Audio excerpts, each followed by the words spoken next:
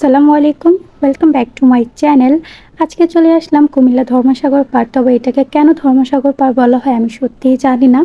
ওয়েদারটা খুবই ভালো ছিল সেদিন, তাই ভাবলাম যে এখান থেকে একটু ঘুরে আসি। কিন্তু এখানে এসে দেখে এত মানুষজন ছিল যে এখানে বসতেও ইচ্ছা করছিল না, প্রচুর মানুষ ছিল আর মাথাও ধরে যাচ্ছিল তাদের কথার কারণে। তাই ভাবলাম এখান থেকে আমরা চলে যাই পিৎজা বার্গে। তো অনেকদিন ধরে ইচ্ছা ছিল যে এখানে আসবো, ফাইনালি এখানে চলে আসলাম।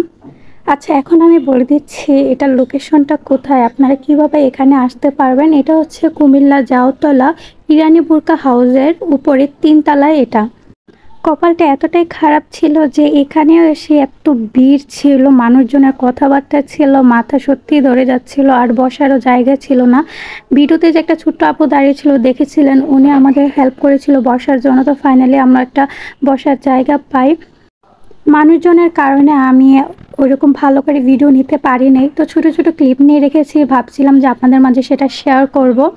এখানে আমরা অর্ডার করছিলাম, তো এখানের যে বেস্ট পিৎজাটা ছিল সেটি আমরা অর্ডার করি। যেহেতু আমরা 2 জন খাবো তাই বড় পিৎজা অর্ডার দেই নাই। এটার প্রাইস সম্ভবত 355 টাকা ছিল, ছোট সাইজেরটা ছিল।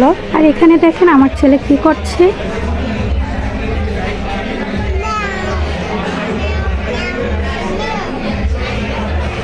আপনারা নিজেই শুনতে পেলেন যে কত আওয়াজ ছিল মানুষের কথাবার্তা, যার কারণে আমাদের মাথা ব্যথা করছিল।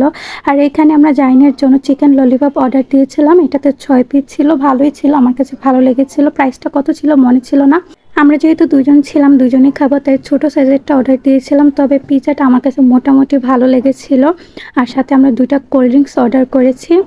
আজকে এ পর্যন্তই। সবাই ভালো থাকবেন, সুস্থ থাকবেন। আল্লাহ হাফেজ।